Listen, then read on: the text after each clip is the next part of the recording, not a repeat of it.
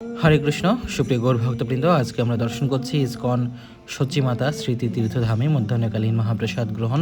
তো আমরা কিছুদিন আগে সচ্চিমাতা স্মৃতি তীর্থধামের উদ্দেশ্যে প্রায় শতাধিক ভক্তবৃন্দ, জাগ্রত ছাত্র সমাজের সমস্ত শিক্ষার্থীরা একটা আনন্দ ভ্রমণ আয়োজন করেছিল। তো সচ্চিমাতা স্মৃতি তীর্থধামে সচ্চিমাতা এবং জগন্নাথ মিশ্রের বিগ্রহ দর্শন করেছি।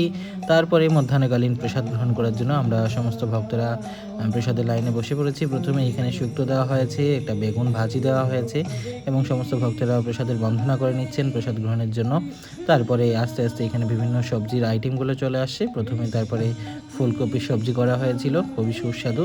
তারপরে এখানে একটা বাঁধাকপির বড়া সবজি করা হয়েছে, তারপরে হচ্ছে পনির সবজি করা হয়েছে এবং তারপরে রয়েছে বড়ই দিয়ে চাটনি। তো এখানে প্রত্যেকটা আইটেম এত সুস্বাদু ছিল আসলে। তো বলা হয় থাকে সচ্চিমাতা এখানে স্বয়ং নিজ হাতে মহাপ্রভুর জন্য ভোগ রন্ধন করেন। তো সেই মহাপ্রসাদ পাওয়ার সৌভাগ্য লাভ হয়েছে। তো আপনাদেরও সৌভাগ্য হলে আপনারা অবশ্যই সচ্চিমাতা ধামে যাবেন এবং মহাপ্রভুর সেই মহাপ্রসাদ গ্রহণ করবেন। হরে কৃষ্ণ।